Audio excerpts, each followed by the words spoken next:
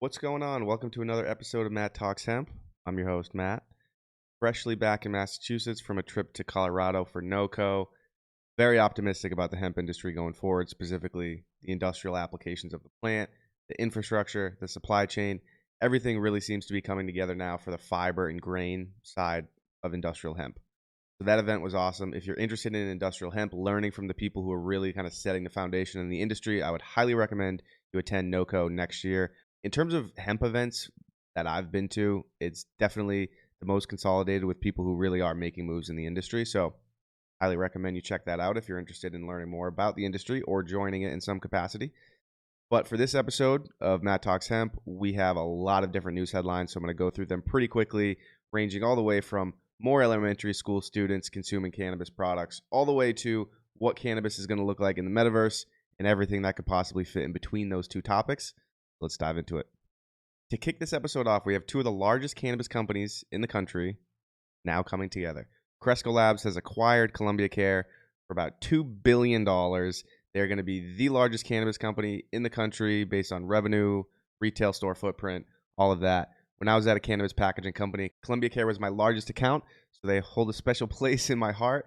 But this merged company now is going to be over the license limit in Massachusetts and Illinois. I'm not sure if they would be over the license limit in other states as well. So there will be some consolidation here. They will have to divest some of those assets.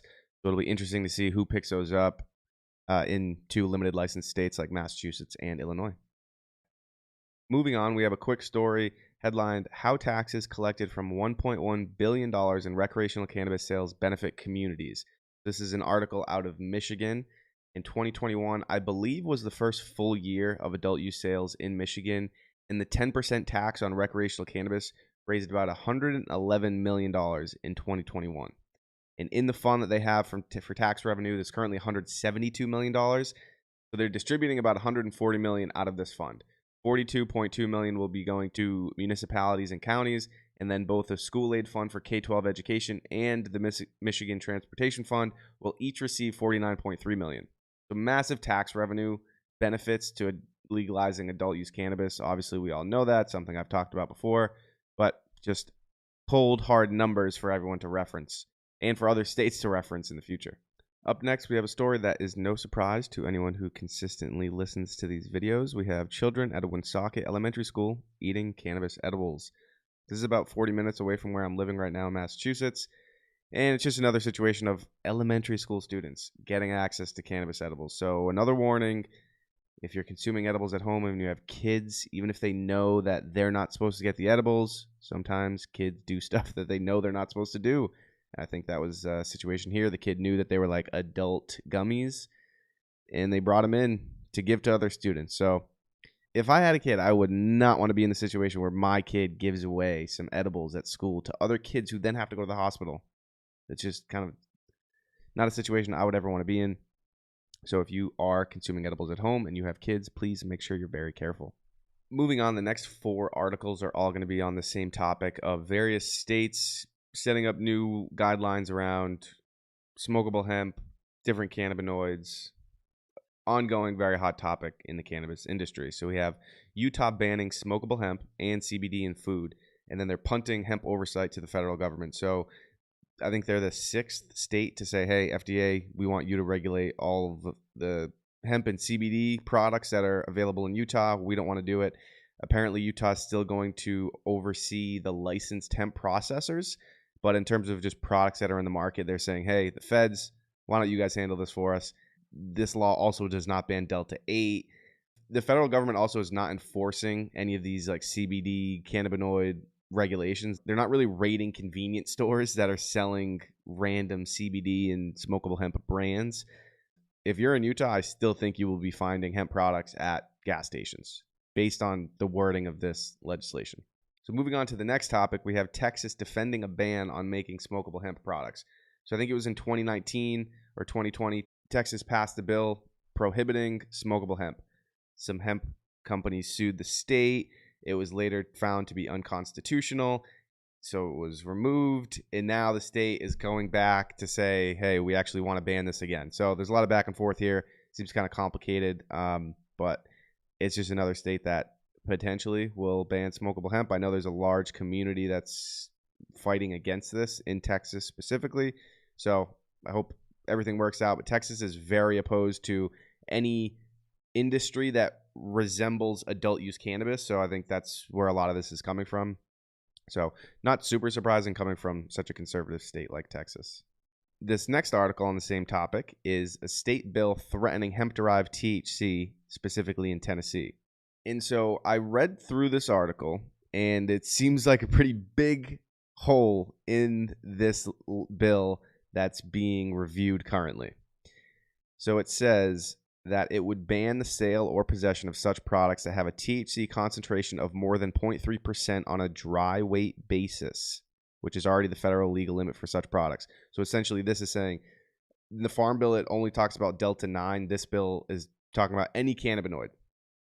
But the whole problem is that they're keeping the dry weight basis. So if you have a brownie and it's really heavy, a couple milligrams of THC is not going to be 0.3%. So you can get like 10, 20 milligrams in this brownie, and it's going to be less than 0.3% THC. They need to get away from this dry weight basis thing. It needs to be total cannabinoid content in a product. And moving on to the next topic, is Virginia doing something very similar to what Tennessee is trying to do, but they're doing it a little bit more intelligently.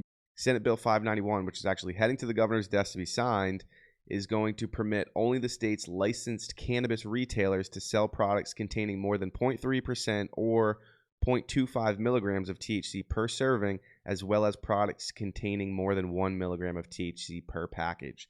If states actually want to eliminate all these minor cannabinoids that are becoming very popular very quickly, it needs to be with this type of wording. It needs to be total THC per package, not percentage weight of THC, because that's not going to work, because you can make a heavy edible with 20 milligrams of THC in it. So just these 4 states, Utah, Texas, Tennessee, Virginia, they're not the only states that are actively trying to figure out how to regulate the minor cannabinoid market that's just exploded in the past couple months. But these are some of the just headlines from this week. Like every week, these states are trying to figure this out. So we'll see how this all goes. I'll, to a certain extent, keep everyone posted on what's going on in these different states. All right, we have just 2 more articles about regulatory updates before getting into some industrial hemp-focused and cultural news. And for this one, we have the U.S. Senate unanimously approving a cannabis reform bill, which is a research expansion act, on the same day that the House schedules a legalization vote, which is a vote on the MORE Act. So the research expansion act was approved by the Senate, and it's essentially just going to streamline the application process for researchers to study the cannabis plant. And the vote for the MORE Act is going to occur next week, I believe, in the House of Representatives. It's been passed by the House once already in 2020. Never saw the light of day on the Senate floor, and I think the same exact thing is going to happen. Chuck Schumer is the Senate Majority Leader. He has the ultimate say on whether a bill sees the Senate floor or not. He's been talking for months about a cannabis legalization bill that he wants to introduce. So if he has his own bill he wants to introduce, why would he pass a different one? One weird thing about the MORE Act, it stands for the Marijuana Opportunity for Reinvestment and Expungement Act. There's a lot of different aspects of the bill that maybe I'll make a video about in the future, but one aspect of it, the last time I researched the MORE Act, there was a piece of the bill that said all statutory references of marijuana are to be switched to the term cannabis. But the bill itself is called the Marijuana Opportunity for Reinvestment and Expungement. Why don't we just call it the CORE Act, the Cannabis Opportunities for Reinvestment and Expungement? What do you think? I think it's a better idea, but who am I, you know? And then for this next article, we're just going to highlight the hypocrisy of the United States.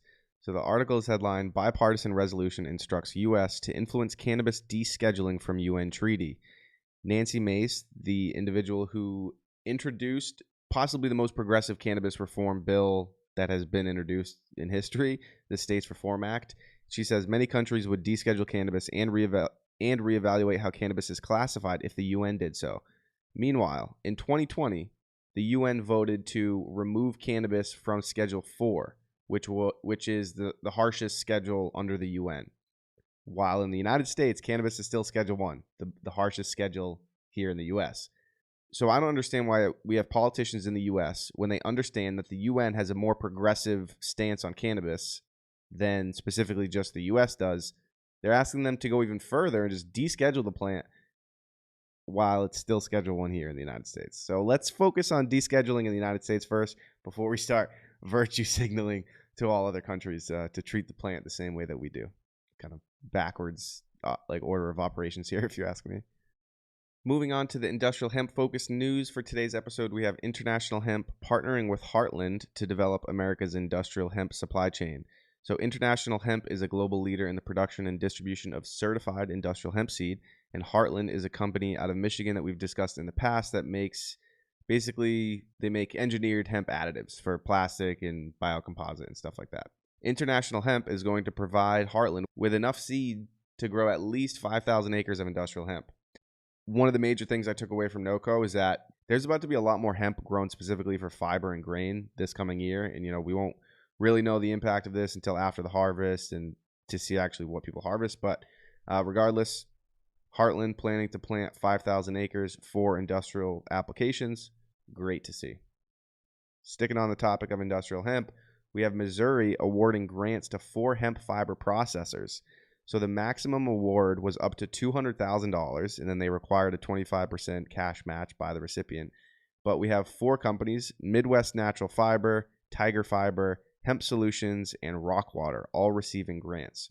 So this is incredible because the whole purpose of this was to expand the fiber processing capacity in their state. And the industrial hemp markets are going to flourish in states that do things like this and welcome the market and help catalyze the growth of the market in their specific state. So love to see this from Missouri. I was only familiar with Tiger Fiber on this list of companies. So I think these 4 groups are at different stages in the process, but I know Tiger Fiber has a line already installed and they're able to decorticate. I don't know the capacity of it right now, and I don't know where these other 3 companies are at in the process of getting their facilities set up. But regardless, love seeing state investment into developing the market in their own state.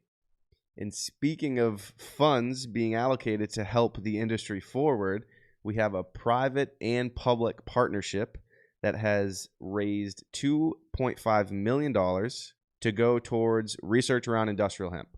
And the initial research priorities are going to include breeding and genetics, hemp production systems, pest and disease management, novel product development and engineering, and workforce training. So I think this is going to occur in various different universities across the country. I know NC State, North Carolina, is going to do a lot of this research.